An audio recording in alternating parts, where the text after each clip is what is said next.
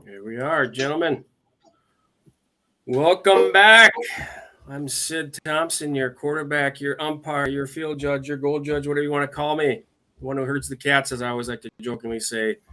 Welcome back to another week of the Simple Plays. We have a great show ahead of us tonight. You'll be pleased to hear from our guest tonight, Mr. Elwood Ellis. We'll bring him on in a little bit.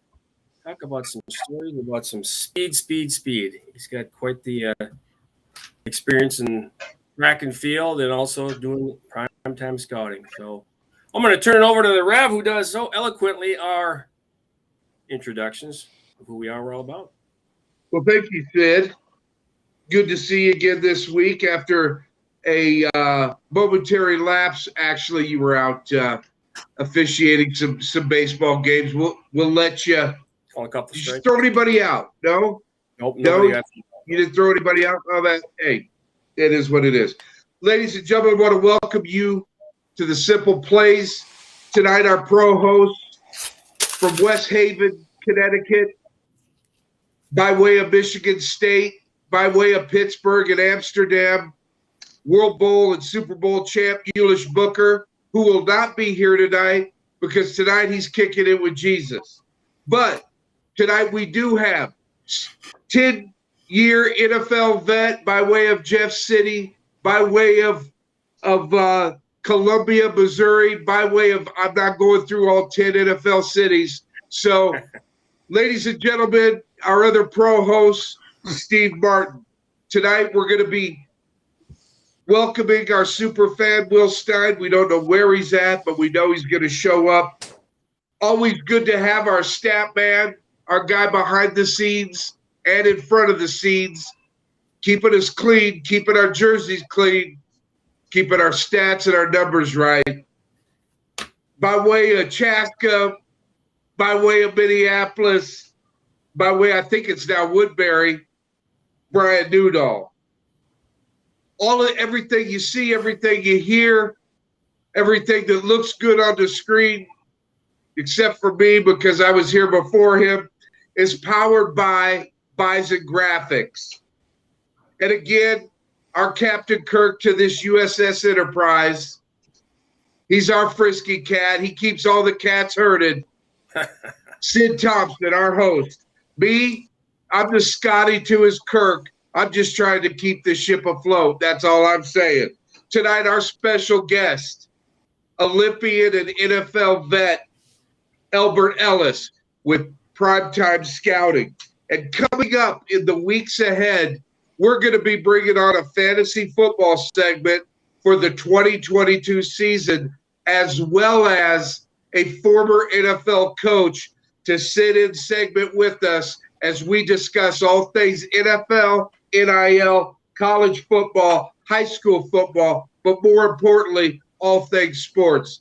Now that I've gotten all of that wind down, Sid, back to you. As always, Rev. Good job. I mean, can't say enough about the intros. Tremendous job. And by the way, I can't wait for that NFL segment on football because the guy who does the least in the fantasy, I'm going to surprise some people this year. We'll see. So, anyway, he's a sleeper. We're looking forward to having Jeremy. You bet. That's going to be exciting. It'll be fun. So, well, gentlemen, let's start it off doing a little talk in sports. What's happening here the past few weeks? I've been out a couple weeks, so I first of all wanted to bring up, and then we'll talk some football, but a couple things that happened in the sport of hockey, my sport, that I must bring up. The first Black American general manager, Mike Greer, at San Jose Sharks. Congratulations to him.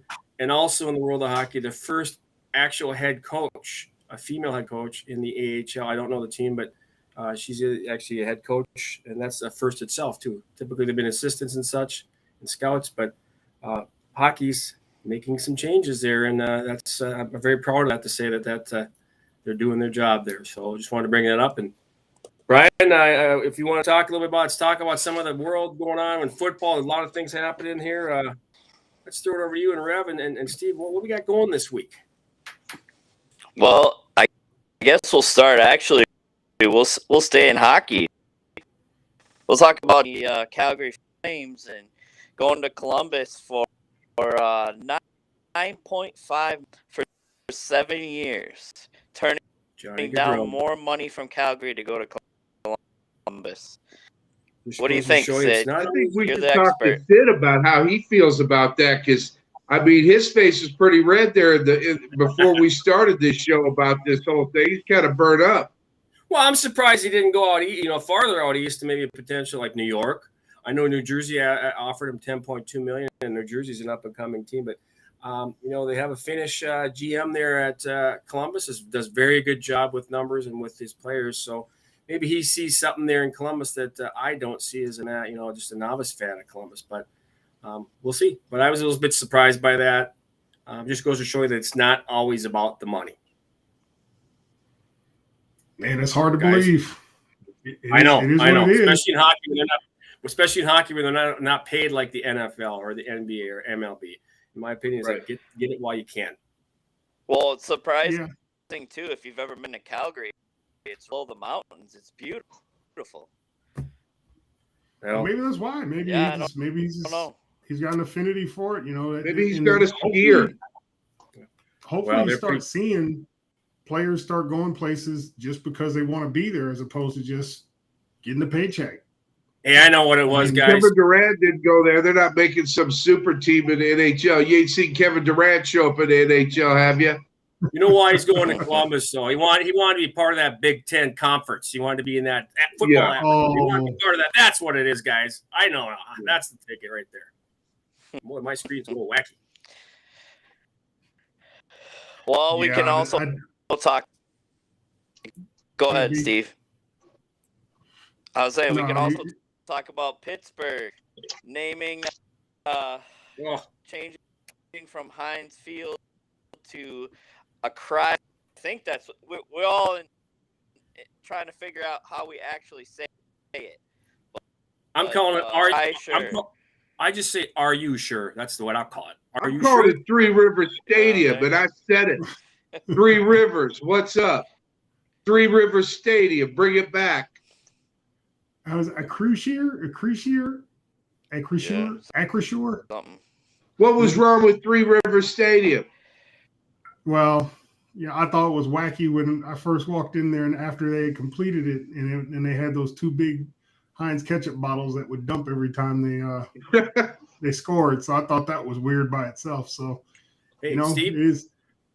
Yeah, maybe you'll have some of them Steeler fans jumping ship and being over the Hunt. Maybe they'll stick with the Hunt catch-up now. Maybe over Chiefs side. Maybe they'll go to that side. Go to Hunts. That's right. Well, I know everybody's mad here because they called Arrowhead Gaia, and don't nobody know who the hell Gaia is. So they fought for years to keep from putting that name, any name, on Arrowhead, and now it's Gaia at Arrowhead. So yeah, clearly everybody. The right amount of money, they'll do whatever you want. Exactly. So what else is going on, Brian? There was something about some Bell doing something about, or that Rev. Did you bring that? What was that? Oh, about, yes. Well, Le'Veon, he's not going to play in the 2022 season because he's going to pursue his mixed martial arts career. He is going to fight Mr. Adrian Peterson, who I think. But that's just my personal opinion. But we will soon find out on pay-per-view. Interesting. All I gotta say is, if you go out there and get like $20 million in paper for like one fight, I can see why he'd take off the entire NFL season. However,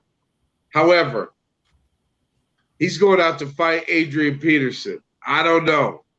I'm kind of hoping that Adrian doesn't box like he plays basketball. Just saying. You want Adrian to box like he runs a football, not like he bounces a basketball. I love you, AD, but you know that you throw bricks when you're playing basketball. I'm just saying. It's kind of like Charles Barkley golfing. July 30th. So, how big a hole have I dug with Adrian? I don't know. We'll see. Call your boy. Time will tell. Maybe we can eventually see. Maybe we'll eventually see some of these guys in the BKFC, the bare knuckle boxing. That's who talking about street fighting there. That's crazy. Wow. Man, I don't even want to talk about that stuff. I barely watch the MMA. let alone with this bare knuckle where, dudes just, they're peeling lids back. I don't. Again, Yeah, you're not I don't going to. They stopped bare knuckle boxing because people don't. It's make it dangerous. more than 4 fights.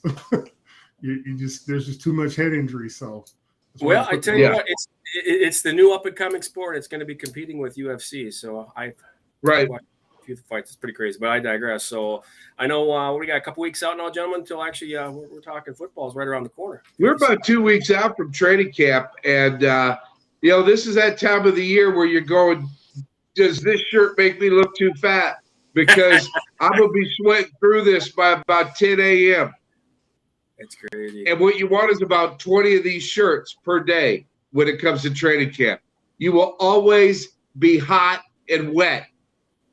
And then you'll get really, really cold because of the air conditioning when you go in for meetings. That's what I remember. But they don't do 2-a-days no more, do they? They really don't. They really don't do 2-a-days anymore. See, when I walked in, it was 2-a-days from the start of camp. We did the Hall of Fame game my rookie year, so we went to camp July 5th. We didn't get out till August 30th. So, and it was 2-a-days every day. That is brutal. That is so brutal. That's great. Year, every day. Hey, where'd you do camp at, Steve? What was it? It was Indy. What's the name of that town? It was a college. But it was right outside in Indiana where it's still buggy hot. Oh, God, it was boiling. It was just brutal. It wasn't hot. It was like 38, but it was 80% humidity. Just gory. And that was the hardest year of my life.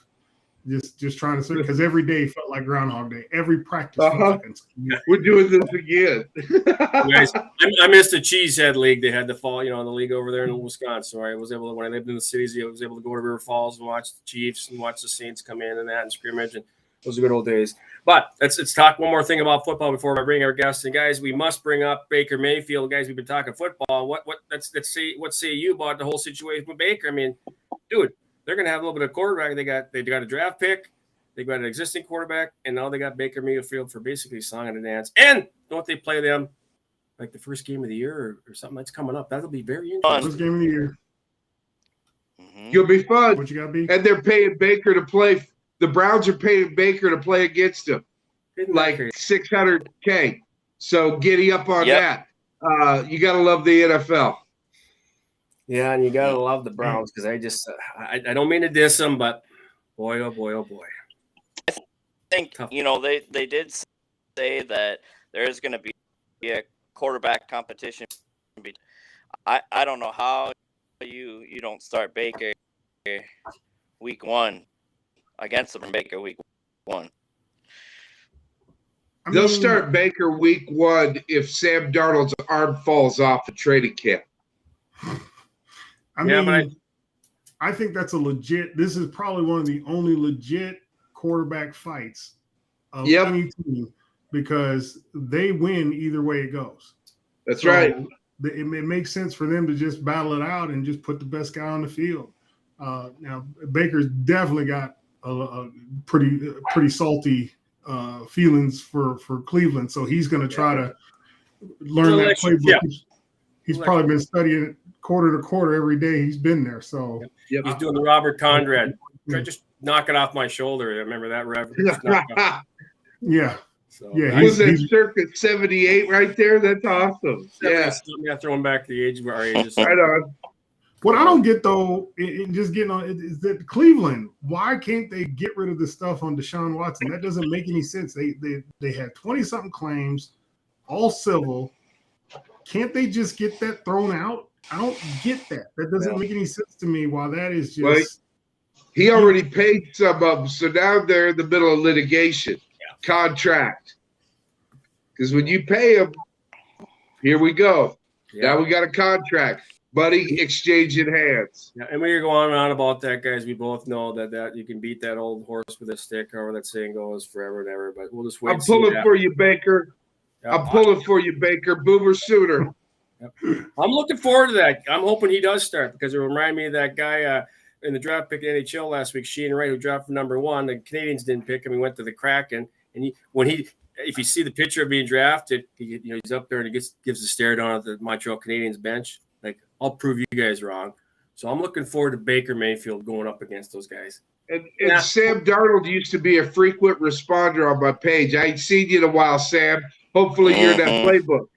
Hopefully you're in that playbook, Sam.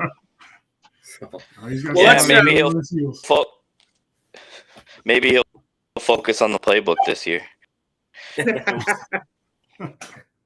We shall see. Instead of talking smack with me off social media, that's funny. Yeah.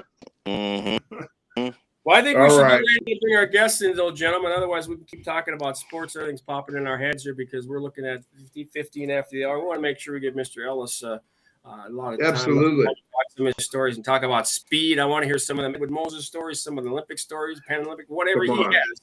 He's full of them. So I think we should take a break there. Zach back there in the background there. I think we got a quick break. We'll come back with our guest. Sound fair, guys? Spartan Global Network, a platform that will provide various types of useful lifestyle products and services that will help people in need. Spartan Global Network, in conjunction with Affinity Consumer Alliance, presents an online subscription-based platform that's bundle inclusive, based on level selection. Spartan Global Network provides access to unique insurance coverages for you and your family. Mobile phone breaks down? Our mobile rescue plan covers more than 15 common repairs and even water damage maintenance. Car broke down while on the road? We offer 24-hour roadside assistance to make sure that you are safe and covered in the event of an emergency while on the road. Going for travel? We are able to offer our members discounts on flights, hotels, rental cars, vacation packages, cruises, and more. So, what are you waiting for? Visit our website for more info at SpartanGlobalNetwork.com.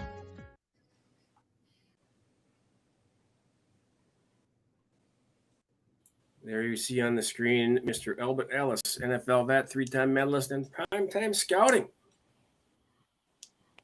There he is. There's the man, the myth, the legend. How you doing, my man? How you guys doing this evening? Doing very well. Good. How you doing? I'm doing just great. Just great. Glad to be here. Hey, where's the Rev? Did we drop off? Did the Rev drop off on us there, gentlemen? The Rev has dropped off. Wow. Wow. He knew there was too much speed in the house coming in here. I think he knew he was on. Yep. Okay. Possibly. Let's talk a little bit about you before we jump into this here. Brian, you got his statistics, and now you got the background on Mr. Ellis there. It's like, what, how long is it? It's a laundry list of run. Sure. I mean, Tell everybody on how you kind of got started with the Steelers. That's really where your journey began. Kind of start talking about that, and then talk about how you went to New England after that. Sure, Brian. I'd love to elaborate on that. So, believe it or not, I was a school teacher when I first started off with everything. I ended up teaching for 25 years, but my first year of teaching, I had been training because the video that's playing now, I was at the Pan American Games in Havana, Cuba. And while there, as you see the thing play out, I got a medal. I got on the podium. Well, the place I was in dead last when the gun went pow, and I ended up running everybody down. Well, some agents were watching that particular race back in 1991. They had been trying to find me for 3 years, so they didn't find me until 1994. So my cousin Roy Ellis brings them to my parents' house. I'm on Christmas break from teaching, my first year teaching back in 94. And the agent comes in and asks me, hey, son, you like you're big and fast. I said, I am. He said, are you willing to learn how to catch the football, run routes? I said, yeah, I will. So the next thing I know, I started learning how to do that, running routes, catching the football. So I trained about 5 days a week, 4 hours a day after teaching. So every day I sat on a bus, and this particular guy named Dave Zimba was sitting in front of me. He's my bus driver every day. Picked me up at 8:05, dropped me off at 8:20, maybe 8:25 if we were late. I walk up the hill. The church was had a school called the Mighty Christian Academy. I was the first teacher there, one of the first male teachers there. I taught history, math, and science, K through 12. So Dave is driving. I sit in the same seat every day. I read my Bible, get my mind focus for the kids, and to teach my preps. Well, one day he turns around. We've been doing this for months. We never spoke. He turns around and says, "Elbert, what do you do?" Actually, he says, "Son, what do you do?" I said, "Well, I told him my name is Elbert Ellis, former All-American since high school, been a national champion since I was 16 years old. Ran track with Bad Boys International with my big brother Roger Kingdom, the two-time Olympian and former world record holder. But some agents saw me running at the Pan Am Games in Havana, Cuba, and want me to convert over to football. I've been training ever since then. He just so happens to ask me, "Do you have a track bio?" The night before, Roger Kingdom had just told me to type up one. That's the crazy thing, talking about God and some godly intervention. So I give him the bio. He begins to read it and almost crashed the bus because, like I said, I've been a national champion since I was 16 years old, two-time All-American in high school, six-time All-American at Pitt. I'm a Pitt Panther, and one gold internationally, World University Games, one bronze in Canada, World Junior Games, and the Pan American Games. I got a bronze. So he says, "Can I have this information?" I say, "Sure." That happened to be on Monday. On a Tuesday, he picks me up and takes me to go talk to a guy who played golf with Neil O'Donnell. His name was Sean Flaherty. Sean Flaherty ends up being my agent, and also Dwayne Woodruff, formerly of the Steelers as well. So it's going to be a combo package. But it started off with Sean first. So I'll go to Sean's car dealership, sitting there, talk with him, and he says, "El, what do you want to do?" That's my nickname. Everybody called me El back then. I said, "Sean, I can run, I can catch, I just want to play." On Thursday, the Steelers had a small area tryout for all these guys from Shippensburg, all these other places, and Andy Kelly from Tennessee was there throwing the ball. So I get down, I have my $12.99 cross trainers from Payless on my feet, and I can't say it's the shoe all the time, but it was me. It's not the shoe, okay? But I run a 4.3840 on Coach Cow's watch. He hits the watch and screams, "Gentlemen, he's legit," because nobody believed I was going to do that. So that was the beginning of my career in the NFL. Everything came from me being a track star for all those many years. And from there, I was on the Steelers team for about a good 10 weeks or so. Had a great time doing that. Best team ever played for in my life. Second was the Panthers. But I went to New England. Bill Parcells called my agent every day for 2 weeks. He kept calling him because he said he had to have me because I was making plays. And I have not played football since the 8th grade. So I'm one of 20 guys in the history of the NFL who has done that. So not a lot of people have done that, been in that 1% doing that. So that's how I got to the NFL, and that's how I got to New England playing for Bill Parcells. He was in the 1% with that 4.3. Because I promise you, nobody can do that naturally. No. I mean, especially by 91, well, ain't nobody running that. Right. That's exactly what they said. Yeah. You said I was going to say, just accolades. You have two-time All-American in the 110-meter hurdles, three-time Big East champion indoors, 400-meter, champion in the 400-meter hurdles. You're the record holder in 1988, time Big East champion indoors, 55-meter hurdles. So that's just a few of the of accolades that you have. I mean, anybody knows speed, it's you. Some of the stuff from track that you remember, NFL. You said, say that again, please. Some of the stuff I remember from track and field. Track and field that help provide you that kind of speed for the NFL. Yeah, Brad. Excellent. So, I started training when I ran with Bad Boys in Roger Kingdom and Jack Pierce. I never beat Roger in college, ever. He destroyed me all the time. I was in the finals with him, Greg Foster, Tony Dees, Tony Campbell, Arthur Blake, but I never could beat him or those guys. So I started training with Roger, and he had something that he taught me called speed endurance. So he sped my feet up, and he would make me run before I hurdle. So my body I would hurdle tight. So when it became time to run, I was running fresh because if you understand what I'm saying, I would hurdle tired at practice, but when I get to the meet, I'm fresh. So my feet He sped them up by doing some special drills with the hurdles, but also doing repeat 150s, 200s. And the most rest Roger would give me, once we crossed the line, we walk back 50 meters or 25 meters, walk up, 10-yard jog, and take off running again. So I remember being down in University of Miami. We go down and train there for 2 weeks. So we drive Roger's car down. I'm a little young buck, so I'm happy driving a nice car. So we get down there. It's 95 degrees humidity. And we're doing these repeat. And I am like, you got to be kidding me. This is why this guy has a gold medal. I get it now. And then some mornings, he would really torture me. He'd say, all right, young buck, get out. Go run down to the stoplight. Don't run on the sidewalk. He said, run in the grass. Well, gentlemen, the grass was this high. So he's making me pick my legs up. And I'm using my hip flexors on a whole nother level. And he didn't tell me that each light was a mile away. So I ran 3 miles that way, 3 miles back. And I'm like, oh my God, man. So I said, dude, he said, yeah, those are a mile away. I said, you're out of your mind. What is wrong with you? Then we go into the weight room. Lightweight, high reps. Oh my God. Oh my God. So I'm just sick of this dude. He's killing me every day, but it's working. So that speed endurance thing he had me doing, it was incredible. So, and then learning how to run. Everybody tries to run and they're trying to muscle through that stuff. One of the big secrets I'm going to tell everybody on here who's listening, not listening, whatever. Run, track, and field. Okay? Run, track, and field.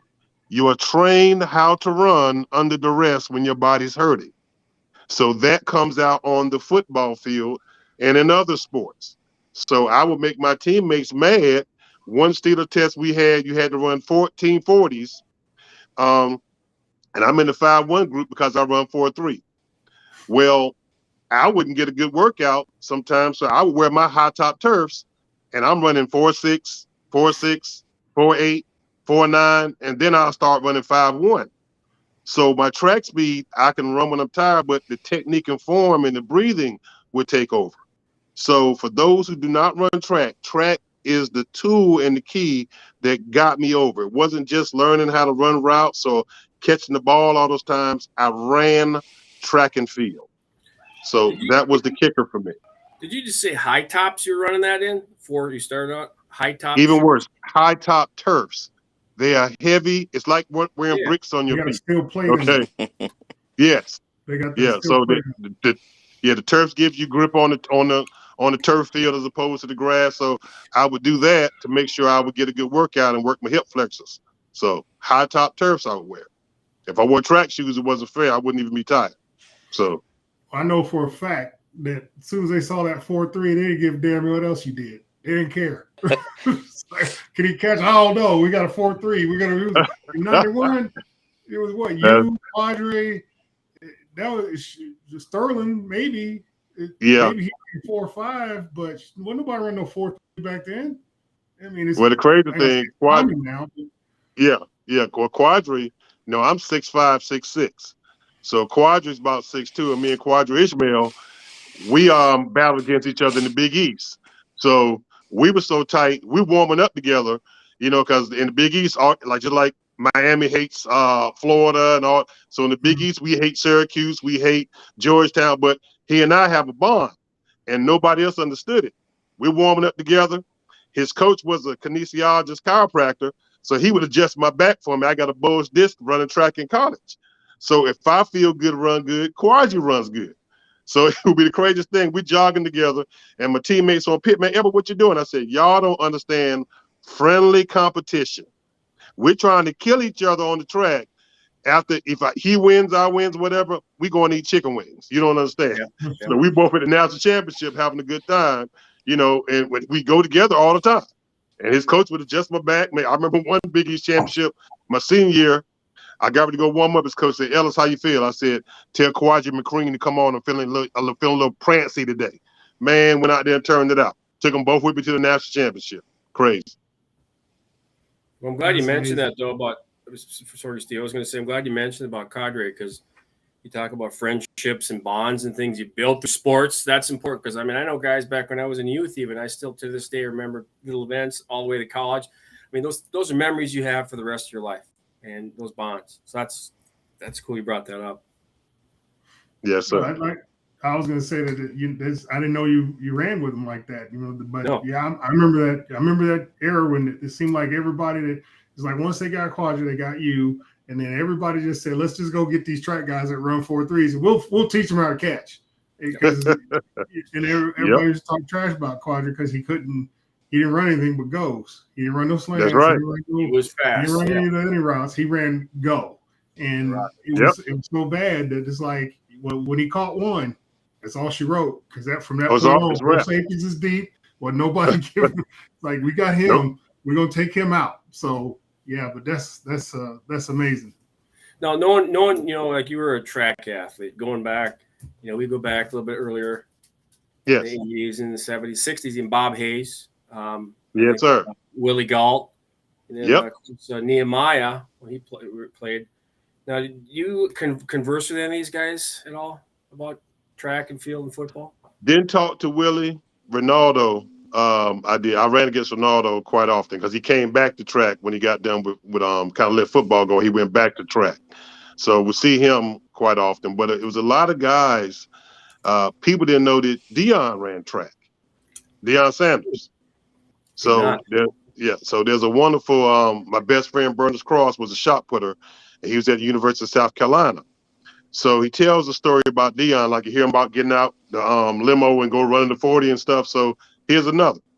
So Deion playing baseball game at the University of South Carolina.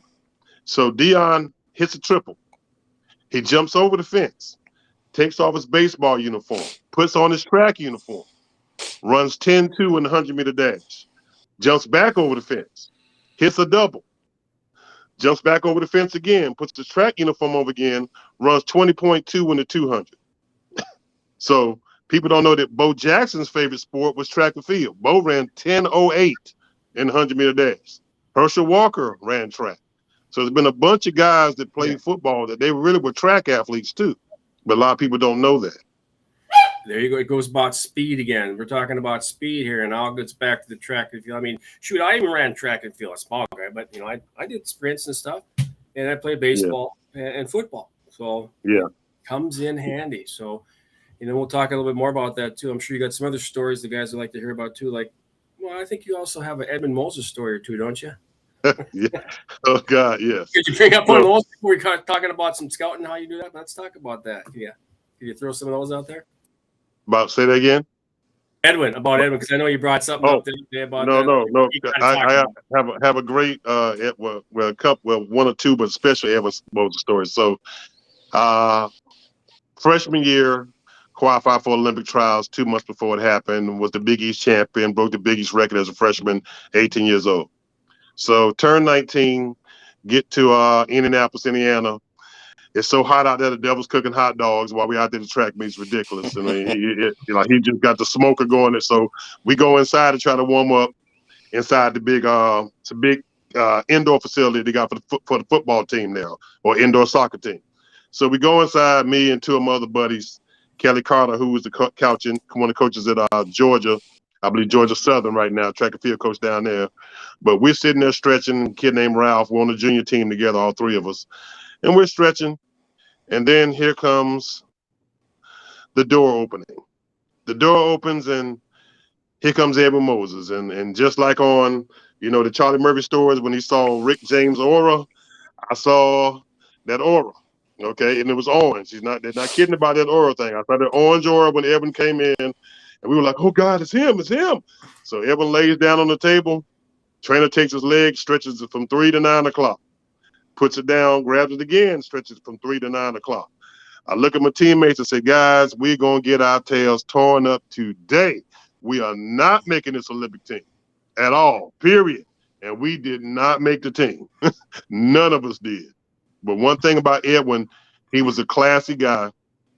After the track meet, he would wear 3-piece suits. Never seen nothing. Nobody's track and field ever did that. Nobody. So I go to talk to him with a friend of mine, Kendra Mackey. She was on the team as well. She coached at University of South Carolina. So Kendra, because I'm starstruck with this Edwin, I'm starstruck. So I go over to Edwin. She and I say, Edwin, sir, Moses, can you take a picture with me, sir? Sure, Albert. He knows my name. I'm about to faint, like, oh God. So we take the picture. That's an 88. Many years later, 92, Roger and I, we're going out to Cerritos College, California, Bad Boys International for a track meet. So we walk in big, gorgeous hotel, no door. Never seen them before in my life. Just a big open space you walk in. We walk in. Who's sitting there in a three-piece suit with his legs crossed? Edwin Moses. And I go up again. Mr. Moses, excuse me, sir, do you remember me? Of course, Albert, I remember you. Albert, come on, I want you to meet somebody. We walk about 10 feet. He says, Albert Ellis, Wilt Chamberlain. Wilt Chamberlain, Albert Ellis.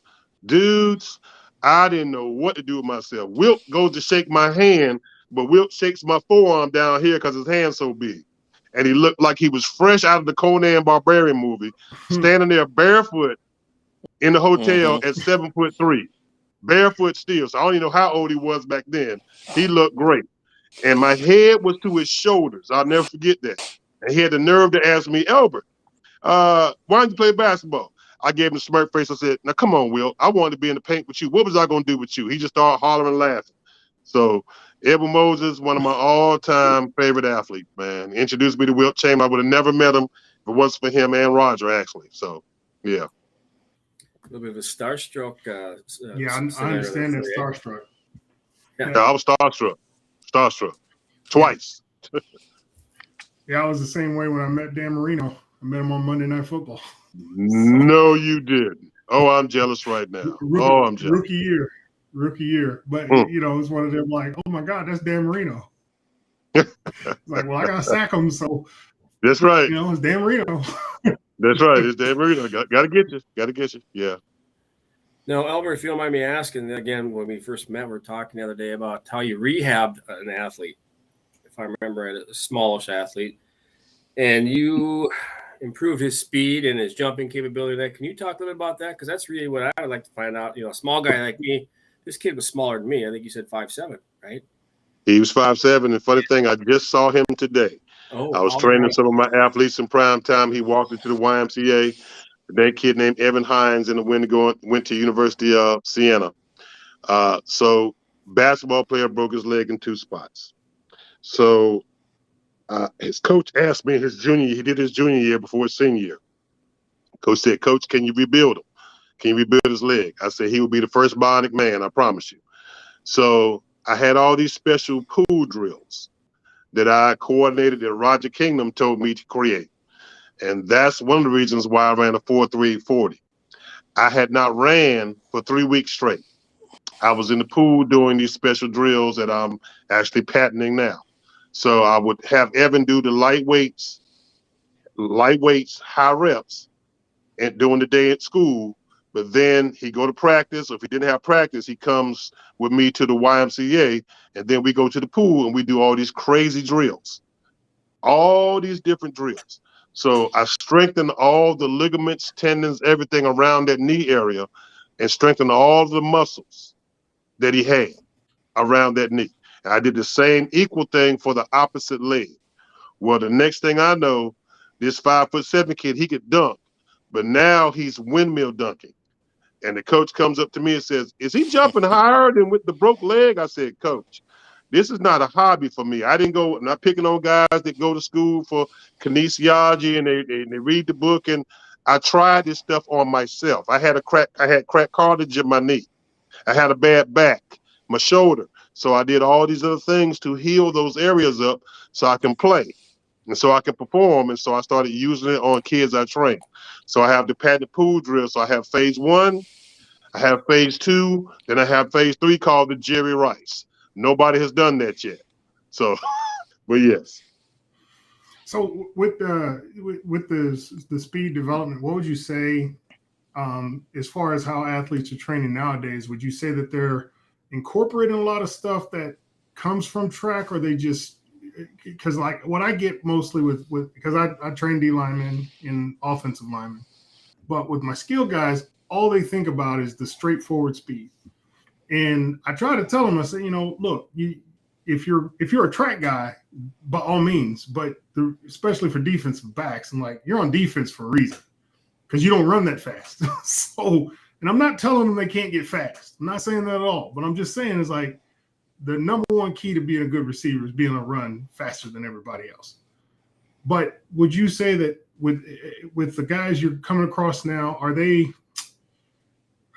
track oriented or are they just especially football related? Because I still try and encourage guys to do multiple sports, but do a sport that's related to what you do as far as football crossover. I've seen guys, and a lot of times it comes from coaches, not picking on coaches, but just got to tell the truth. They want the kid to just do the football stuff. Where the body doesn't get a chance to recuperate from all that type of stuff. You have to use the other muscles.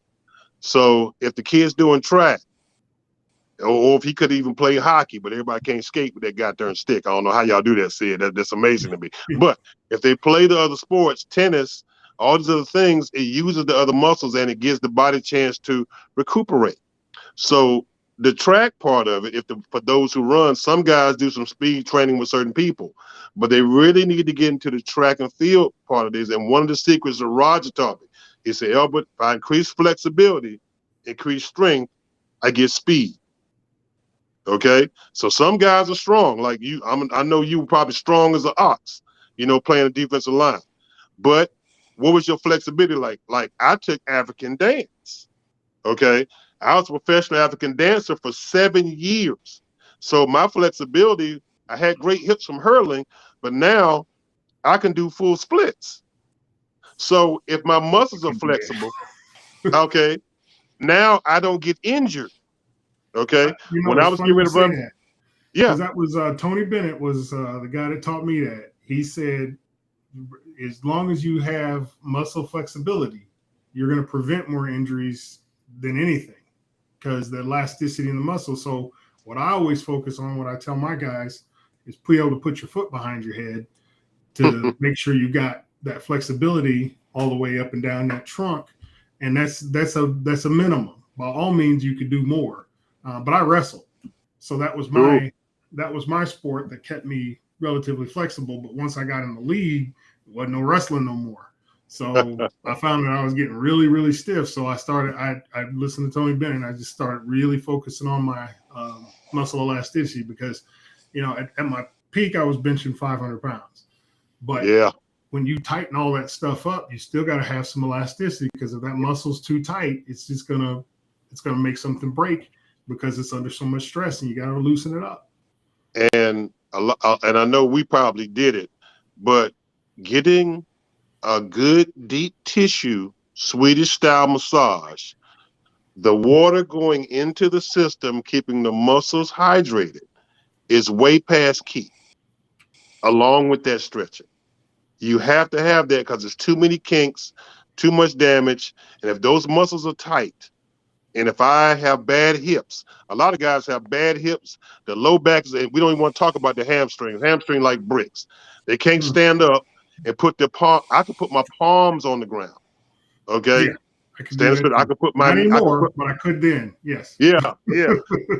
So doing that, it's got a lot to do with it, man. That has a lot to do. So if I can get that muscle to relax, and also if I can get this for speed and for track and field people, this is how we know what a person is.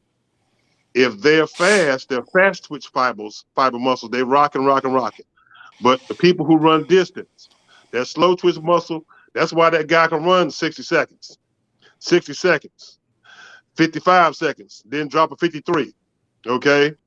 He has that type of endurance and that. So if you got those muscles firing properly in the right running motion, right body lean, speed gets a little better. And people don't know, a lot of guys that run the 40, they're trying to, the first couple 8 to 10 strides, you have to stay low like you're running in a tunnel that raises up as you go to your full height. So that kid, you see in track and field talk about phase drive, that's what they're talking about. You see all the guys and girls that down low, and then they come up and they start running. So the ones who can hold that phase, the way they hold it, they get out well and they start well. But a lot of times kids, arms are going here. Happens, I see it all the time. They don't know how to run. And the thing would be funny with us, it'd be time to run a 40. They having their pro day, all the football guys. Oh, man, what do I do? What do I do? I said, dude, you ain't gonna learn this in a day. I can't teach you how to run this 40 in a day. You don't know how to run relax. You don't even know what that means to run relax. No, there's nothing like this. I can try to tell you the whole time. I don't know what you're talking about. I they hear told you say it. There was no relaxed running in me. I was stiff the whole time. There's no question. But I ran a 4.79 at my peak. So, and I was at 295. So yeah, that's crazy. And I had some flexibility, but we were all abnormal. But yeah, that was we're literally the same height. I'm 6'5" too. So I mean, but I'm just thick. So, but yeah, so I guess my biggest thing is like I try to tell my guys and my audience is speed kills all the time. Never at any point is it not the most important thing, because if I can beat you off the ball, it doesn't matter what you do. I beat you. So now we got to do something. So I just want to emphasize in my track guys, I got to give all my specialty guys. They're doing all of the track stuff that we actually our high school, the state 4x1 sectional champion was our backfield. So wow. Yeah, and they were all juniors and sophomores, so they'll be seniors next year. So hopefully they'll win it next year. That's not fair. That's going to be a problem. I mean, you can't get away. Hey, Steve, I'm finally interject though. Can you go back in? There's 3 things, right? You said 3, right? Run them by again so I can make it out. You said flexibility. Increase flexibility. Yep. Strength. You get speed. Flexibility, strength, speed. Okay. But then, of course, you get into technique and breathing and all that other stuff. But any kid that can, Willie Gault and Lynn Swan took ballet, okay? And if you have that type of strength and flexibility, because, you're hoisting the girls up, your upper body's involved, they're on their toes, they're on that. If you ever seen people stretch on that doggone pole, you don't want no part of that. If you're a guy, I'm telling you right now, you do not want, you talking about hurting, stretching, dude, one of my dance instructors, he will put us on the wall, grab one of your legs and take the leg up and try to put the other leg on the wall. You can't fight. You can't get away. All you can do is breathe and relax. Yep. Now, he's about 5'8", 6". He done put my foot on his shoulder. And then he starts pushing it up further. And I'm like, oh my God. But all I can do is relax and breathe. So that dancing, that flexibility, I would do something called a wall stretch. And if people don't know a whole lot about it and it's hard to demonstrate it, maybe I'll be able to send you guys a clip one time and you'll be able to show the people. It's a free gift. So anybody that I taught how to do this wall stretch, gravity naturally pulls your hips open. It stretches your lower back. If you point your toes, it stretches your quads. You flex your toes back towards your face, it stretches your hamstrings. So I would lay there 3 times a day for 20 minutes and stretch, doing that stretch. When I would get up off the ground, I was ready to run. I didn't even have to do any more sprint drills because I was already loose and warm. So, yeah, flexibility. Get the strength on first, or work the flexibility simultaneous with the strength. Yes, absolutely. I think the flexibility is so key too, Steve. The older we get, even myself, I used to be a former goalie. I used to be Gumby. Ooh, yeah. You do splits. But now I got 2 new hips. I got plates in the different parts of my body because of years of wear and tear. But I'm saying is that the one thing I tell the younger guys is that you got to stretch and keep, because the older you get, that flexibility, that's when you start getting hurt. These guys get hurt because they're just tight. Like you said, Steve, you're running, you're tight, boom, your muscles, you don't have any flexibility there. It's gonna get you. And I tell kids all the time, see, it's like, hey, you got to take that time and make sure you're elastic, and it's not gonna happen. Like you say, you can't just do it, on game day. You got to do this months in advance. Yep. You got to get some level of flexibility. And like I said, my goal is just to get the kids put their foot behind their head. But now I'm thinking about them. I have to kick it up another notch. Maybe have to do a wall drill. I tell you what, though, I ain't had no hamstring. So I was joking with a kid about it today. It's like, yo, you don't run fast enough to pull a hamstring. And so if you pulling a hamstring and you 305, you really need to stretch. You probably can't even look at your toes. You probably cramp up just looking down at your feet. So you got to definitely get your butt in some kind of shape. Well, let's progress over to what you're doing now with the recruiting, with your recruiting. So these are the tools that you have in your tool chest. But yes. What have you developed uniquely for recruiting when it comes to primetime recruiting? Thank you. I love to talk about. So many moons ago, back in 1990, my college roommate was Lee McCray, the world record holder in the 55-meter dash. He actually ran 5.99. They rounded up to 6 flat because they didn't believe nobody could run that fast, but he did. So Lee McCray tells me to get over to his godmother's house, who was Brenda Armstrong. So so we go over to her house. And this is where the Durham Striders and the Hillside Hornets, we would always meet and gather, eat the pasta, the salad, drink the water, talk, and then we go run track meets. Well, now we're all in college, we're doing this. So he tells me, Albert, get over there, I'm bringing Mark over. I said, Mark Everett, the Olympian? He said, yeah. The runs for Florida? Yeah. I said, I'm there a whole hour early. I'm sitting in the kitchen waiting for him. Mark comes in, sits on the stool right in front of me about 3 feet. And the first thing I say to him, hey, man, why do you run like a third grade schoolgirl with your arm across your body like that, like you don't know what you're doing? Because that's how he runs. And he's the fastest 800-meter runner, 400-meter runner in the history of track and field. 44.2 with that crooked arm and 143.8 in the open 800. So Mark starts laughing hard, and we hit it off, and we've been friends ever since then. So while Mark was talking to me, little did I know I was having a job interview. I had no idea. Mark got into coaching, I got into teaching and coaching, and we hadn't talked again until 2018 when I get laid off from teaching. So Mark tells me, Albert, he does a video blurb normally every day on Facebook. So he does the video blurb, and I happen to be watching. He asks, if you have a student or student athlete would like to get them recruited, inbox me. And also, if you want to be a scout, inbox me. Well, now my ears don't stood up like a Doberman, like you done snuck in the house. Now you can't get out. So I say, I call him. I say, Mark, what is going on? He tells me what I'm about to tell you now. And I tell him, that's the most awesome thing I've ever heard in my life. So how do I get on the team? He said, you're hired. I said, what? He said, you are hired.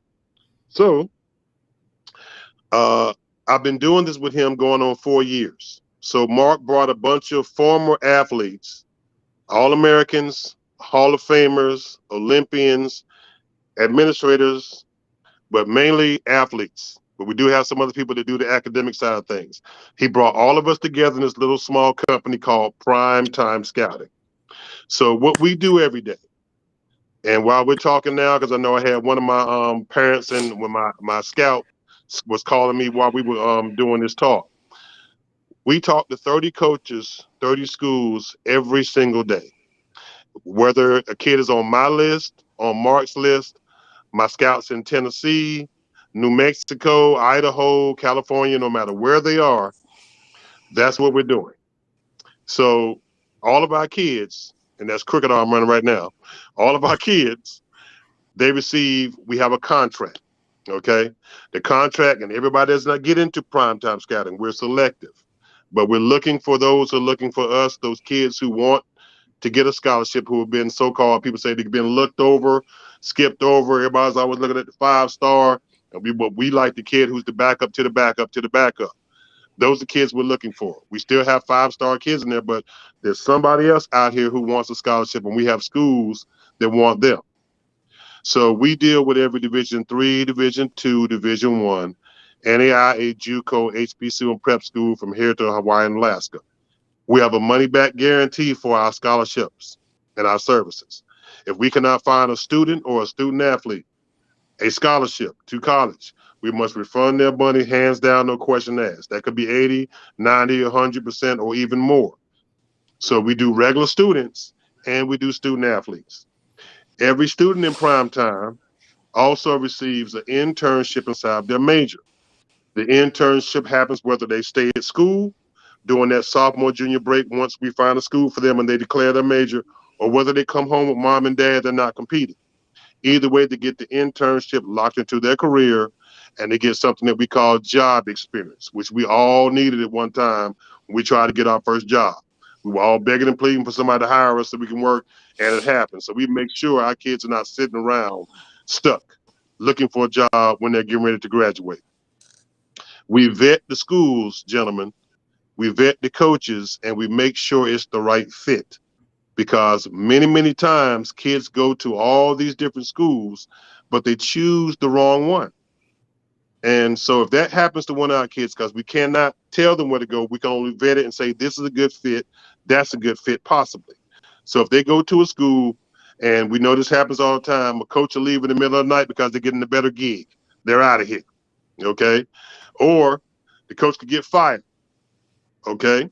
So we'll tell our kids, okay, we're going to take your name, your information, put it out there before you put yourself in the transfer portal. And we tell them how to do that as well. So once we do that,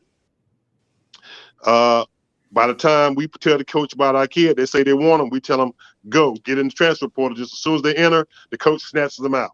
So now another school, better environment, supposedly the whole thing. We also track the kids for the rest of their life. So this is family for us. This is not just a regular job thing. These kids are our kids, okay? So they're in our lives. We're in their lives for the rest of their lives. Their parents have our support, 24-hour support. Coach Everett doesn't sleep. I think it's the closet vampire, ladies and gentlemen. I really think he is. I do about 16-hour days, but the man doesn't sleep, okay? So any type of scout we have, one of our Olympians, you saw Carl Lewis get pulled up on the screen by whoever the tech guy is. He's a genius. I wish I knew how to do all this stuff. I forget his name. But incredible people will give critiques. So our NFL guys critique football film. Basketball, Hall of Famers basketball. The badminton guys, I'm not exaggerating, the people who play badminton. If they play highlight, it does not matter what the sport is. We don't care if the kid play chess, okay? EA Sports, we have scholarships for them. Flag football for girls, scholarships are out there, but people don't know this. And most importantly, there's always small rooms like we're in this room right now. Somebody might not be paying attention and might be missing out. So we get to talk to coaches while everybody's at work, while the kids training, while they're sleeping. So I'm up sometimes 3 or 4 o'clock in the morning tweeting and talking to a coach about a kid. And if I get a phone call, guess what? I got to answer it. Okay.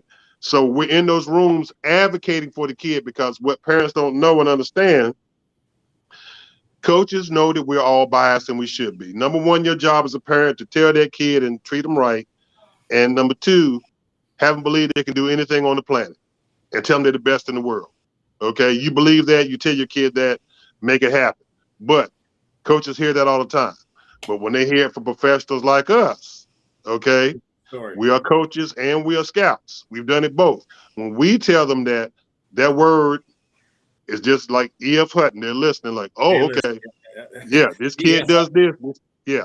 So well, hey, Coach, can we got top of the hour coming up. You're going to stay on after because we got Will coming on. Where's our super fan out there? Find out where he's at. I think he's at some event that we wanted to take a see, but you're sticking on throughout the whole show, right? Because we want to take and finish off this topic, because I got some comments on that, because you said some things in there that made my ears perk up. So we're going to take a quick break. We're going to come back with our super fan and find out where is Will. So where is it? Where's Will? Where's Will? They're young still. Have they been approached at all? Have anybody inquired them, because they're being asked or giving offers already from any NIL type of deals? Just you don't have to go into detail, but have you been approached by someone already at their age? So so what happened? I'll tell you. So my son got recruited to go to IMG. We were in the state of Michigan. He went to school at Detroit Catholic Central in Novi, great school, and he had his first year as a freshman there. And at the end of that season, by the grace of God and people on this call, on this podcast, IMG just shows up and says, "Hey, we like this son, your son," and when we evaluated that, I mean, like, wow, and this is a great opportunity. Almost seemed too good to be true. And in the process of getting ready to sign and make that commitment with IMG, some teams out west, the modern days out on the West Coast, St. John Bosco, Los Al, who has 3 5-star players. One is the number 2 player in the nation underneath Arch Manning, which is Malachi Nelson. This is a phenomenal quarterback. Yeah. Him and my son, we're talking almost daily. He's recruiting them to come out to California. And in that process, we found out that there are not only NIL opportunities in college, but in high school as well. And, they're paying guys out there, these quarterbacks. It's not uncommon to see sophomore juniors in high school making $250,000, $300,000, $500,000 in high school. And that leads me to Yeah, that was a past clip with our guest Jason Strayer talking a little about NIL, his sons, and how things are going in the NIL world. And there's a man. Where's Will? Will, where you at, my friend? Where you been? I'm at a get together with Coach Grant of the Minnesota head coach, Tommy Kramer, and all that stuff too. You see a couple of things here. Here's Coach Grant. Here's Tommy. Hey, Tommy, say hello to the guys. Hey, here's Tommy. Say hi, TK. Look at the pre-made Packer urinal. Yeah. Gosh. Come on. Come on. Take it out of the toilet, Will. I mean. Oh, wow. We're definitely in Viking territory there. There's a lot of Viking fans in Canada. Here's Tommy. And check this out. What we got here, Mr. Will. I'll show you this. That was quick. Quick too. So this is the TK and Bud Grant little fundraiser thing that they had going. What are you going to show us here? Well, Will is full of surprises there, Albert. You wait and see what he's going to show. What we got here? That's the beauty of Will. We just don't know what he has up his sleeve.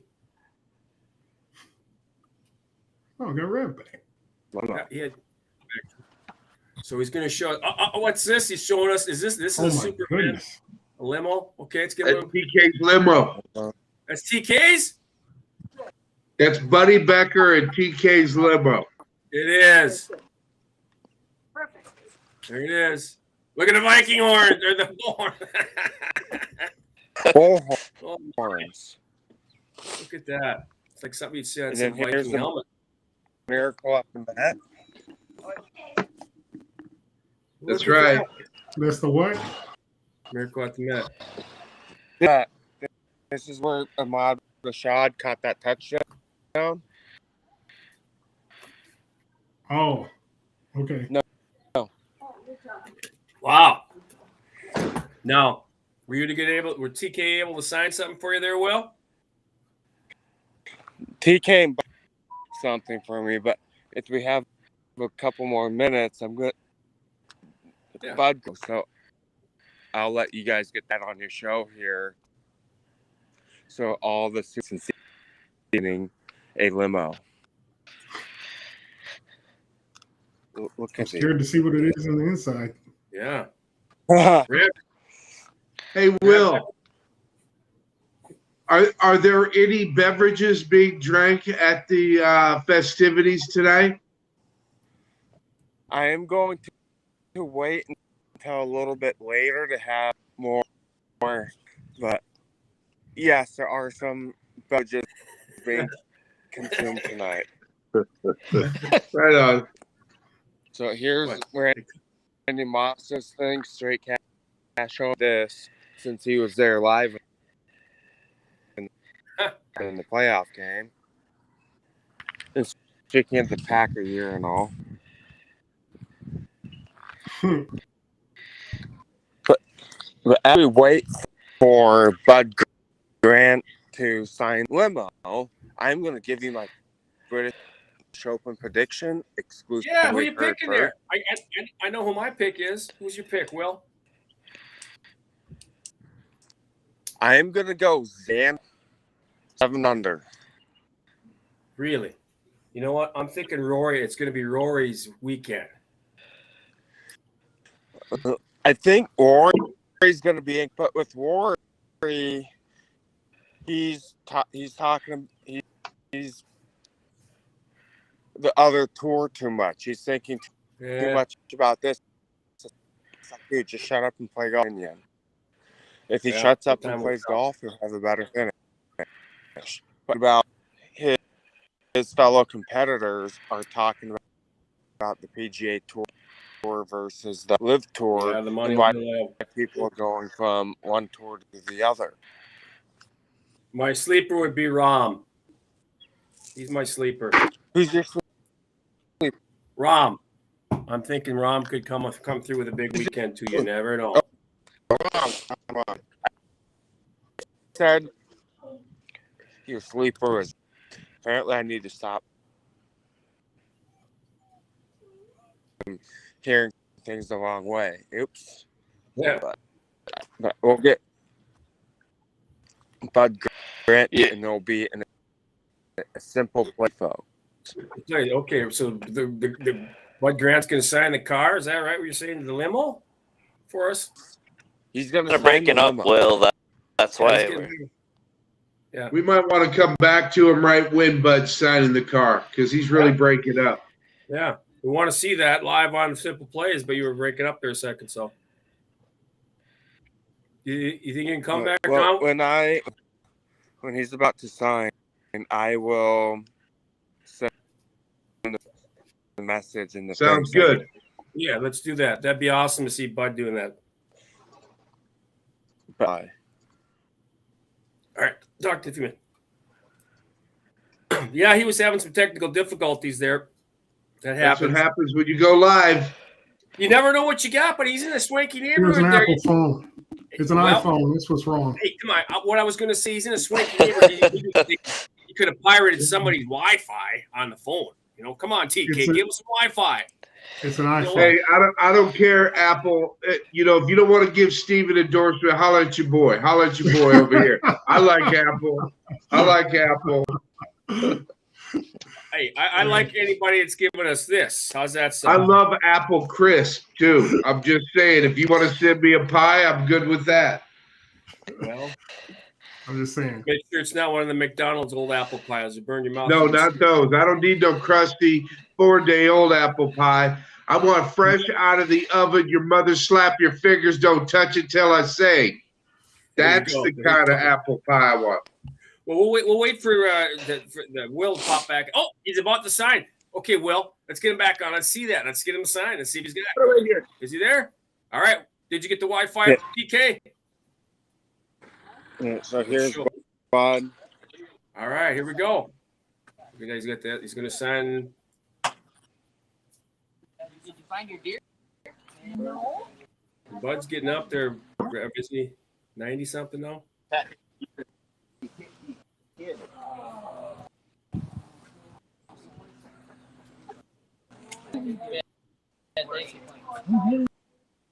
Pat painted a deer on the limo.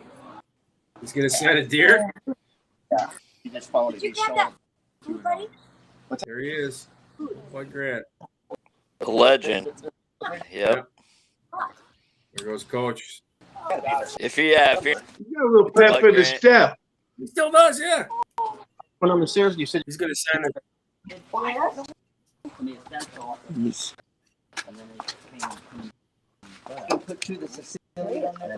There's the deer. He's got a deer on there. He's going to sign.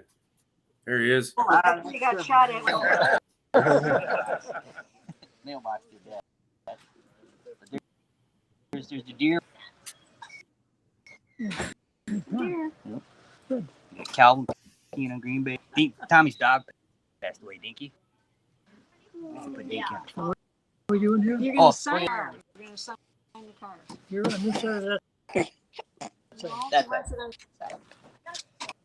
Go.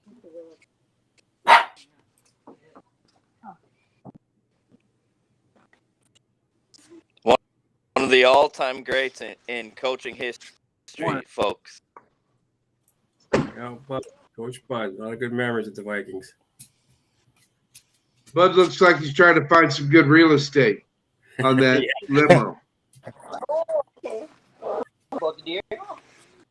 Well, he's got that deer special, so but there we go. There's Coach. No. There he goes. Uh-huh. Is he a lefty? I didn't know that. No. Sure enough, he Sure is. is. He is a left. Right mind.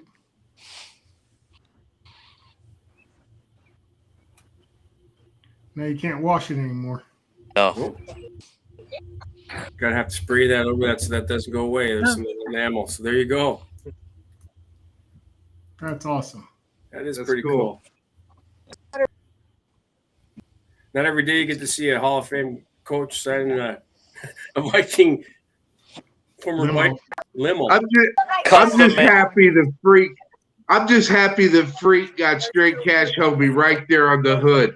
If that doesn't, you remember the crossing guard that he bumped downtown in the oh gosh, what was he in? I think he was in a Lexus. You remember the crossing guard incident downtown? I believe that was the hood of the car. I don't know. Well, thanks for sharing that with us. That's pretty cool here. Ride home in this though? Yeah. Thanks a lot, That's Will. awesome, man. I'll show you the signature. Yeah, let's take a seat. Just so you got it. He's sitting on it there. You can't see it now. No, it's right there in the white. Yep, right there in the white. So he's got it. We saw him sign, so we don't. It's certificate of authenticity. We have it on film. If that ever gets sold, TK ever sells that, Right. Right there. They just got that out about a couple weeks ago. We had to get a new roof. Remember the roof was Go. There it is. So you gotta have the glass pulled out. Yeah, you can't wash Thanks that. for doing that, anymore. Will. That's Yeah, put another clear coat on first. top. Yep. Another first here on the Simple Playz. So And Thanks, my for man. the record, Jake, Bud Grant, it was in selfie mode, but that's the only way I figured this thing out because I didn't know if he mode or non-selfie mode on this. it's all Good right. man, Will. You man, Will. Well, we know it. We got him on there, so that's pretty cool. Absolutely. All right, You guys Right here on want the Simple Playz. you go enjoy some of them adult sodas that you made. Beverages. Hey, there's Skull. Live for anybody? Skull. Well, this is Skull Scott. How you doing there, Chief? Hey, Skull Scott. Doing good. Yeah. Tommy getting the ass. I didn't recognize you without your horn. I know he didn't have his horns on. Signed. So Cool. good day. Good day. Yeah, good day. Should have been. Right on. Right on. We'll All have right. we'll have to get him have a segment on, guys. well, you'll recognize him when he's painted up at game. Him in civilian stat. Every now and then he's He's got to be a real. incognito. Yeah. Yeah, that's about it. So, well, thanks a lot, Will. Coach, how you doing? Have a good night, guys. Appreciate it, man. You will. Thanks, man. That was great. Awesome. Coach Grant, he's what is he, guys? He's got to be 93, 4? 92 or 93. Wow, so he's been around for a while. Legend here in Minnesota. You know he won NBA championships with the Minneapolis Lakers and George Mikan, right? Will You said know he's that, right? Will said he's 95. Yeah. He's 95. up there. Well, he played up at back in the day, guys. Duluth Eskimos, I think it was, wasn't it? Yep, that's right. Ooh-wee. Yeah, we're talking many, many years ago. Back in the leather helmets, back in the old. But I'm talking Minneapolis Lakers, George Mikan. Yeah. NBA championships. Then he goes and coaches up in Canada with Winnipeg. Yep. I believe he won a couple Grey Cups up there. Comes back down. Actually won a couple NFL championships here in college or in the pros too. I think with Philly, if I'm not mistaken. So this is where you need Dick Jonkowski, the Polish Eagle. This is where you need Dick. Dick would be good for this. Those of you who don't know Dick Jonkowski, he's a talker. So we'll get him on sometime. The way that came out was just wrong. He said you really need Dick.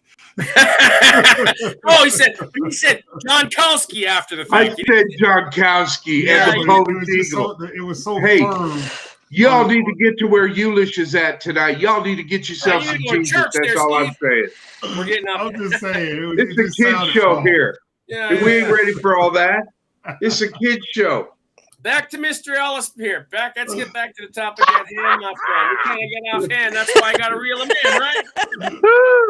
I tell you when I'm not doing my job as the referee, the linesman, the umpire, whatever. Get back in the game here. So anyway, let's go back to what we were talking about before we were so eloquently went into the break there with the superfan Will and Mr. Grant. You mentioned something. I want you to get it. I want you to mention something to me because you said also students, not just athletes, because this is what we're talking about, is athletes. Please just in a quick synopsis, that's any kid. So you can help them get athletic. I mean, not academic scholarship, whatever. Can you Absolutely. Just quick synopsis? Absolutely. So students, not just student athletes, regular academic kids. They have good brains. They have good ACT scores. We have money for them. In fact, there's more academic money than there is athletic money. But people don't know that. They see the athletes and they see the football team or the basketball team with a certain amount of scholarships, or the girls lacrosse or whatever. But there's more academic money out there than anything. There are all type of grants. There's so many different scholarships that people have no idea about. We want those kids, okay? Because we can get them in school as well. Quite a few schools. We do the same thing for them that we do for the athlete. It's just on the academic side. If they have another special talent, they play music, that type of thing, we do that as well. Yeah. Now, didn't you say that there was grants available for gaming? There are scholarships, EA Sports. If you look on certain websites, certain schools have it. Whatever that may be, if that's Halo or if it's Madden, whatever they have, what type of team they have, that kid can get a scholarship and go play video games. Yes, and we are actually going to have on the CEO of one of the two competing leagues, NECC Gaming. He'll be on in August. Well, we can talk about that. Maybe we can connect you with him and bring on some of those players to some of those colleges. Yes. So fit. Absolutely. Boy, I tell you, my too many pucks to my head. I actually stopped. I had a thought in my head. Now it's gone. Oh, my goodness. Oh, no, I know I was going to ask you guys because you talked about it's kind of a lifetime thing. And this sounded crazy to me the other day. And guys, remember he said he had like a parent, husband, wife. They had a 2-year-old and a 7-year-old that signed up already. So have, okay, this is a 2-year-old. You got basically what? Okay, 18, 19, 17. You got 15 plus years of him to take and find a scholarship or her, right? That's absolutely. That's a little, do they got room for a 50-year-old? Will they adopt me and give me a scholarship? It's a strong possibility. You just never know. You never know. So yes, but we will take a kid. We will take a kid in the womb. We literally can take a kid in the womb. Really. So one thing, signed up with us early. Imagine getting prepped for college or getting prepped for things that you didn't know anything about early on. Okay. Way before it's crunch time. Okay. So it's equivalent to getting in Microsoft before it goes public. You in the garage with Bill Gates, you're talking with him, says, hey man, I believe me, I'm ready to invest now. That's what it's equivalent to the earlier kid gets into prime time. Yeah. So if that kid graduates from high school, we expect a invitation from the parents. If we can't come, one of my reps can't go. If I can't go personally, we're sending cash. If the kid graduates from college, same thing. If they get married, I'm definitely going to that. I love weddings, okay? No matter where they are, I'm trying to get there, me and my wife. So We're gonna support the kid all the way through. We've helped them with financial literacy. We got people that work on that end. We are a full service company. We don't sell anything. We offer a service. We offer services to our clients. So this is going to make a nice little partnership with us and those that are watching and get involved with our NIL side of the business, Steve. I mean, you can spin off of that, but a lot of these things he's talking about is basically mentorship. A lot Yes. of this, that's what we're talking about. Education. We talk about NIL and such. You're educating. You're letting people know. Because I would never known that EA Sport type, they have scholarships. I would never known you could have did this or that. And that's that absolutely blows my mind because I was literally just playing Madden the other day with my son's friends that were over here. We were just talking trash. So, I mean, I get it. The thing that in where we certainly see that we have a lot of synergy in what we're talking about is that we're really focused on trying to make sure that we're here as mentors for families, for kids in this time, in particular for the transition time, because like we talk about all the time, it's one thing when you're 22, 23 years old going into the pros. It's another thing when you're 17, 18, and you're going to have to manage your affairs like a pro. And most folks aren't ready for that. Our society's conditioned to where we're going to be doing things at a certain age, and now it's just got accelerated. So that's part of the reason why I really love having you on and discussing all the things that you guys can do, because we're right there with you. So we're trying to build a coalition where we're not just taking care of like my school, Mizzou, or Book School, Michigan State. We're trying to take care of everybody to just basically say, look, let's get to the table as soon as possible, because you see the conferences are realigning. Yep. And they're doing everything they can do to ready themselves for this new marketplace. But the people aren't. And you guys are literally doing the same thing we're doing, just from a different angle. So it's a no-brainer for us to come together and make it happen. So, could you speak to some of any things you've encountered with NIL as of thus far? Have you guys really delved into it, or have you been invited to be a part of it? We've had other groups talk to us about it.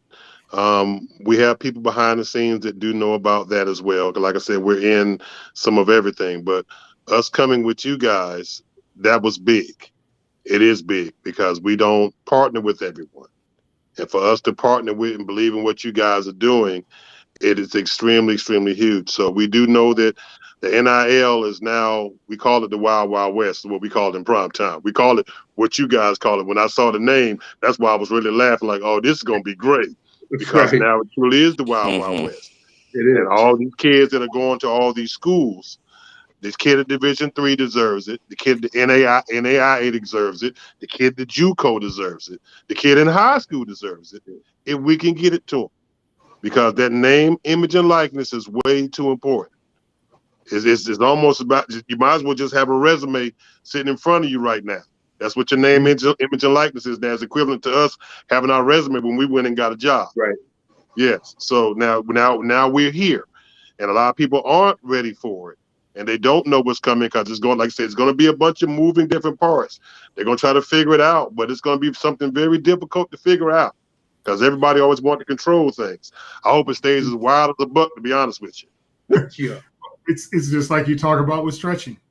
You can't just come in day one, game day, and stretch. You got to be stretching months in advance. Same thing with this. This is financial readiness and understanding the marketplace because, right now, the thing that gets all the attention is all the kids that get millions and millions of dollars. But these dollars are there for everybody. And much like you're talking about with scholarships, it's the same NIL. It's even worse with NIL because literally all you're doing is capturing the dollars that are already donated to these schools. You're just giving it to the kid as opposed to just giving it to the school. So that's the part we want to aid in putting that package together so that it makes sense so that everybody wins. We're not trying to just milk the school for everything it's got. And we're not trying to put the kid out there in the pasture, just let them rot. We want everybody to benefit because like I say all the time is that we have an affinity towards the school we came from. The people that you went to school with, that's what you really remember, the shared experience. And so that's what gives you the fondness of the school. But I say all the time, I get really mad at Mizzou, some of the stuff they do because they just don't think about the people. They only think about Mizzou. And it's like, yo, you guys need, if you start thinking about the people that built Mizzou, then Mizzou's going to do that much better. But as long as it's like an operation, like we're trying to do this just to move the school in this direction, that's not good enough. You can be better. And everybody, ever since I walked out of the school, I want the school to win a national championship. We ain't been it's this all thing where 100 and something years since Mizzou won anything close to national something. Right. So, right. You know, I'd like to see Mizzou get to a national title, but it's not going to happen. Nobody does something. So this is a way we think with this forum, pulling folks together, much as yourself, who do a very key and critical need for this marketplace. And then let's capture this marketplace and try to make sure we go. Do we have any new NIL news for this week? Have we done anything on that? Well, we didn't really talk about much, but the one thing we talk about, because it kind of plays into what Ellis is doing with primetime, is that the NIL is for everyone, absolutely everyone. You talked to Steve, you pointed out the big one. What happens is the big numbers are the ones that are thrown out there, but they have the big numbers, but the median number is what you need to look at, the median, not the average, the median. That's the key. So let's go to the median average. You know, we're talking about that. I looked at Open Doors, and it was actually something I sent you guys an email today about NIL in the Northland. It talked about up there in the Northland, UMD, Superior, and such. And what I found is that the NSIC was the 12th busiest conference, and that's Division II, with NIL activity of all the conferences in the entire country. Obviously, the D1 schools, you had the Big Ten, you had the SEC, you had that, but NSIC was number 12. That's pretty good, and they're all D2 schools in small markets. So, and the average NIL or the median for them, it's like $60 a deal, a tweet or whatever they do. So it's not a lot of money. So what it does is that hold on. Well, I'm saying, hold on with that $60. Yeah, you're talking college kid now. No, I know that. It's funny you should say that, because when they interviewed the one young gal, she was on the hockey team or volleyball. I can't remember. It's a small clip, about 2-minute clip. She says, that helps for food. It helps this and that. Every little bit helps. That's 2 pizzas and a case of beer. What are you talking about? But what I'm getting at is that this is a match made. I was thinking more like, a bag of groceries, but if he wants to go down that side, yeah, you can go check it right out of the frame with it. $60. It is what it is. Hey, if you're in you know Wisconsin, how far that gets you on the streets of Roseau? Well, if you're in Wisconsin, it's a different story. You got $60. Half. It's just half. Yeah. That's only one half. That's a few places down the Superior Street there, Main Superior, if you know what I'm talking about, Superior, Wisconsin. But anyway, I digress. So the other thing, gentlemen, is when I was talking about that, females, 2/3 of the athletes, 2/3 of the NIL deals, which really we are talking about again. It's all football, and there are plenty of deals out there for the female athletes, of which are D1. There are a lot of D2, D3. What's this going to do with Title IX? Because if you got 2/3 of the gals out there already involved, okay, that changes the rubric, because you got 2/3 of the girls. Listen, you know what that means? That means that 2/3 of the dudes are asleep right now. They're sleeping on this, and these gals are out there going, get your paper. Go get your paper, ladies. Yes. Yep. And don't do the homework for your boyfriend. Go get your own paper. Make him work for it. Make him sign his own name. This is going back to what Ellis was talking about, with the regular the students. Internships, because I'm going to hire a person that's going to have an NIL deal, the female athlete or a guy, whoever, or have Ray Conley coming up, who's working his butt off basically to sell himself. Who better to hire, right? I'm not going to hire somebody just giving the money. That makes sense. Absolutely. There are a lot of jobs in sports besides the coach and athlete, and you want the best people qualified at each level, whether it's front office, whether it's your scouting department, whether it's your groundskeepers. I mean, the idea that you want mediocrity, nobody ever breeds mediocrity and expects to win anything. What you expect with mediocrity is lukewarm, meaning guess what? We're the best of the lousiest and the lousiest of the best. But the real deal is this: for those that will endure and preserve and keep going and stay motivated, there's a prize for you. And that prize right now is the first money's coming in with this NIL. I think it's absolutely genius that the girls are out there. Hey, get your hustle on. And guys, this is what y'all need to do. Y'all need to toe up and show up because the girls are about to take all that paper. Speaking of live up-to-date deals, I have the up-to-date deal right here. It's Jackson Smith, wide receiver at Ohio State, $4 million from a company called the Foundation, a Ohio event. I can't even shake my head. Good for him. Yeah. 4 large. He just went 4 large. What year is he in school? Is he a junior? Junior. 1.4 million. Ooh. Junior in high school or college? Yeah, high school? College. Oh, college. So we got the okay. But yeah, he's at the Ohio State. Yeah.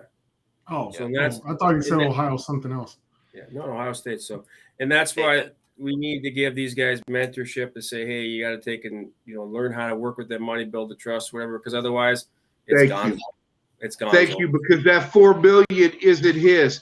About a third of that is Uncle Sam's, and trust me, Uncle Sam gonna be looking for his. Absolutely, but that's the. Go ahead, difference in the deals, though. So I've got the next deal that was signed was wide receiver senior from Clemson. He only got $22K. So here and there. Because he doesn't know the marketplace. It literally is validating what we need to do, why we need to be here, because he doesn't know what the what his market value is. That's right. He's a college kid. Clearly, he saw 22 grand and took it. He said, "I'm hungry and I'm tired of ramen." If he would have got with us and Coach Ellis, we would have got him that 1.4. Now, speaking of which, too, we talk about these, we're talking about these deals. Well, next week, just to, I got to kind of get ahead of myself, gentlemen, too. We're actually going to have the legal side on. I believe Matt Whitner is going to be on, if I recall, who is involved with this pretty hot and heavy. He's a former D1 athlete, played basketball.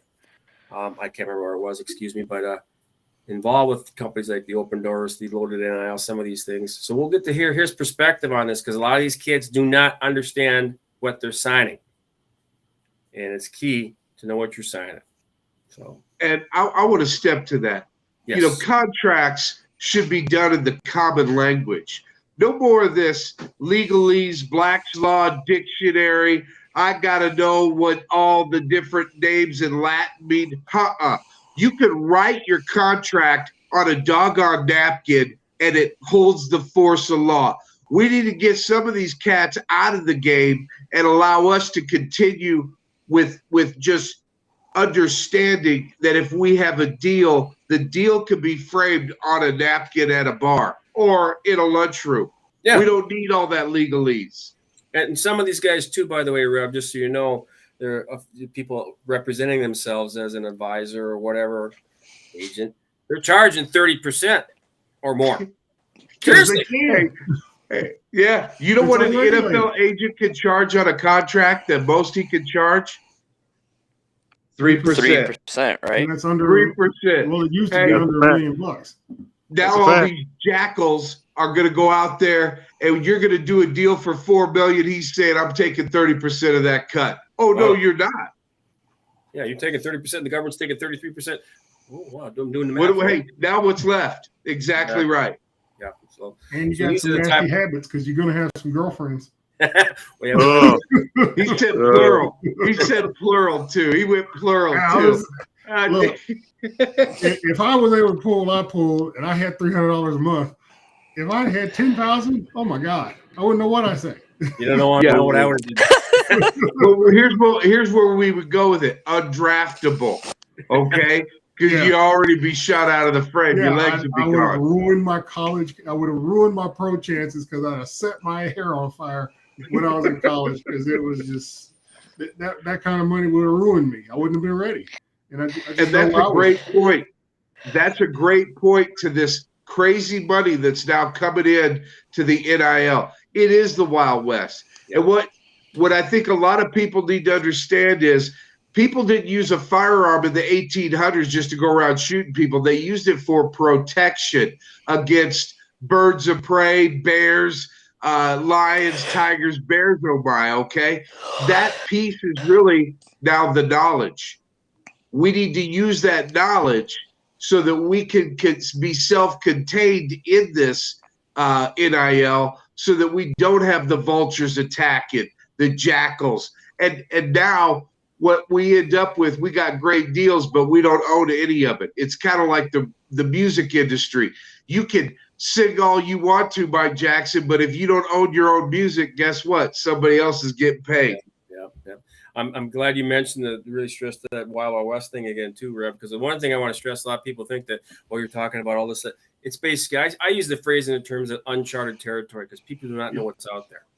Right. Talking about the guns and slinging and all that stuff, but I just use it from that standpoint because it is truly uncharted territory for a lot of schools and a lot of kids. But we're there, and we got some really good guests coming up. And right now we got a nice partner with it, Mr. Ellis. There we're talking to tonight. So, guys, do you have any final thoughts you want to talk about, bring up, and maybe we should, because this is going to be a continued topic we're going to talk about here, Coach. I do have another thought. I'm sorry, Yes. sorry, I didn't mean to hop in there too fast. That's why we're here.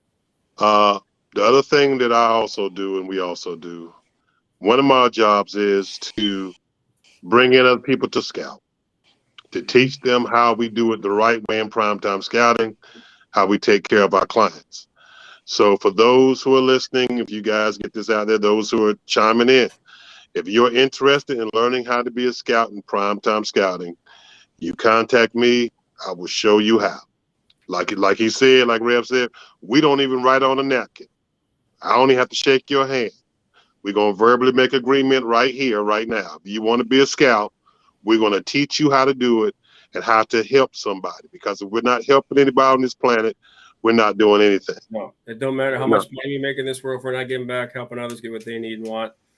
It's not worth, And also, someone needs an internship, so we do internships for kids as well. Kids in college, they're looking for an internship. Some kids have us for their sports management major. Some of them are business majors. They can work with us. So we do that. So that's my job as well, to hand out internships in primetime scouting for kids if they really want to learn how to scout. Yes. Coach, I want to stress too, it's not just football, it's not just basketball, it's any sport. No. I mean, there's tons of opportunities, wrestling, volleyball, baseball. There's so many things that can be helped out there. So by all means, if you know someone that's interested in this, you can help some kids. Have them connect with you. We'll connect them. So yes. I've got a body made for the sport of curling. No, Rep. I'm sorry. I know the perfect sport. By the way, they do give scholarships. Bowling. For curling? Yes. I can't bowl. Man. I want to be the brush dude. For bowling? Are you serious? No. There's NCAA championship for bowling. No. I have schools right now, gentlemen. One school right now here in North Carolina has been begging me for bowling athletes for 4 or 5 months. Yep, they give them out. I'll do it. I'm like, hey, they got a curling. I'm going to need some ice and a cheeseburger, but I'll curl. Yeah, if you're going to get ice and cheeseburger, I'm with you there, Rev. I'll go do it, brother. So what I'm saying is that there's opportunity for all sports, and there's probably an opportunity for us to help you with NIL, believe it or not, in the sport of bowling, because, hey, it's out there. Oh, no, it's out there. You're right. You guys are right. Steve, you got any final thoughts? Let's rattle things off because we're going to. Man, I'm telling you what, the thing that is just so, it kind of gives me chills just feeling the energy from Coach Ellis here that, we're on the same page. And we literally just started talking, Sunday? Yep. Sunday. And fundamentally, boom, boom, boom, boom, boom. Same thing. Everything they're doing, they're just doing it from that angle. That's it. We're doing the exact same thing. Literally just bringing honor back to business, being honorable to people. Stand by your word. I tell you I'm going to do this. I do it. If I can't do it, I let you know. I don't say, I couldn't get that done. No, if I can do it, I do it. If I can't, I can't.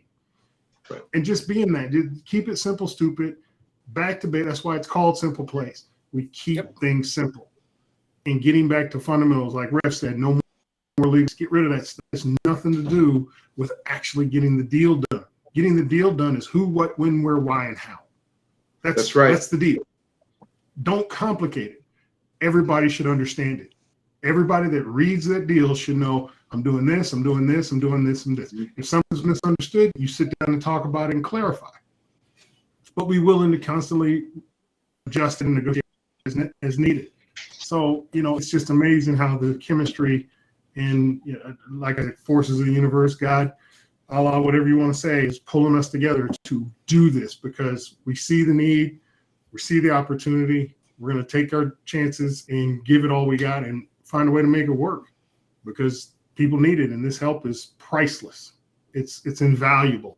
And the best thing that we could teach the kids and the families, pay it forward. Teach and mentor the folks coming right behind you because that's what makes us that's what makes us people and good to one another. So be good. You be good in nature. You can earn a profit. And it's okay for a profit. You don't have to do everything for free, but you do it with the love that you have for your brethren and with no reservations. Just give, and it's gonna happen. The energy is gonna feed, and it's gonna sound us all. So it's beyond grateful to have you on here, Coach Ellis. Thank you, gentlemen. It's been an honor. Rev or Bri, who has to go? Bri? Why don't we go to you? Because we give you the floor, Bri. Sure. Yeah, same thing that everybody's saying. Men or women to come together with us and us with Coach Ellis and Prime Time Scouting. It's like Hulk Hogan and the Macho Man Randy Savage form the Mega Powers. It's a handshake. Let me tell you something. Handshake. The Simple Playz and Prime Time Scouting form the Mega Powers. Help athletes. We're here to help athletes find where they need to be. Not just the podcast. The podcast is help promote all that. But Sid, back to you. All right. I tried to get my best Randy the Macho Man Savage in there, but I just didn't have a Slim Jim. Oh, yeah, baby. So, Rev, on that note, I'm going to turn to you. All right. Sounds good. So is the law of the jungle, as old and as true as the sky. And the one that shall keep it will prosper, but the one that doesn't will die. Like the one who girdles the tree trunk, the law runs forward and back. For the strength of the pack is the wolf, and the strength of the wolf is the pack. Rudyard Kipling, The Jungle Book. I didn't write that, but that's some good stuff. Hey, it is what it is, because at the end of the day, we're not islands. We're connected, like Steve said, fellow humanity. Like Coach said, I just want to reiterate it. Hey, our word is our bond. And as we move through this, what we have to do is negotiate through truth. That means we don't have to remember, because truth always moves forward and never has to repeat itself. That is the cause of this great journey, is for each of us to walk alongside each other. One last thing. There's an old Chinese proverb. 3 men are out taking a walk. One of them is my teacher. That's how we leave this world. That's how we enter this world. That's how we interact in this world. Somewhere somebody wants to teach us. Somewhere somebody wants to listen to us. Somebody somewhere just wants to walk with us. We welcome all comers. Rev, I think, again, as always, some deep thoughts with the That was Rev. a sermon. Yeah. Well, you know what? It's true. So, you know what? Give me that collection plate. We're just starting to come together more and more every week, gentlemen. I mean, there's something new every week. I mean, next week, for instance, we're going to have Mitt Whitner on one of the legal side, talking about the legal side and the little things we need to learn. And we talked about with gaming, we're going to have a CEO of a gaming company come up at the conference. So there's a lot of different things with NIL, scholarship availability, lots of things that Primetime brings to the table that we didn't know about. I mean, we talked about you can get a scholarship to play freaking Madden or whatever. It's crazy. That's what we're talking about. So what I wanted to stress tonight, what I really like to say is that, hey, we're a team. We are networking, bringing people together. But there's one phrase and one thing that, there's a word procrastination. We talked about over paralysis, over analysis. Well, there's one thing that it's the most expensive thing in the world. If we don't use it, time, it's non-renewable. It's a resource that once it's gone, it's gone. Just like this, things pass us by. So take advantage of what we're trying to do out there. If you're interested, reach out to us. If you want to know somebody that wants to come on the podcast you think could help to benefit the rest of the, who we're talking to, it's going to continue to grow.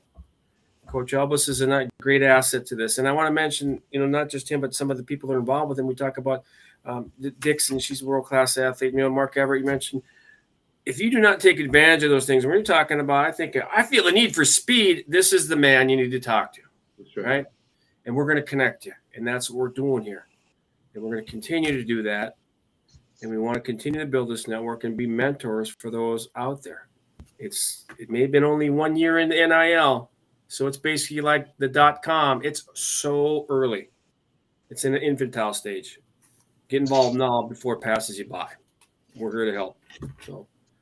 Gentlemen, I think that does it for the night. Great show, Mr. Elvis. Coach, glad you came on. We're going to make a great team here. Thank you, Coach. For sure. Gentlemen, once again, the pleasure's all mine. Believe you me. And with that, what I always do. Appreciate my Saturday. Yeah, we'll connect. So with that note, guys, thank you for watching the Simple Playz. So long.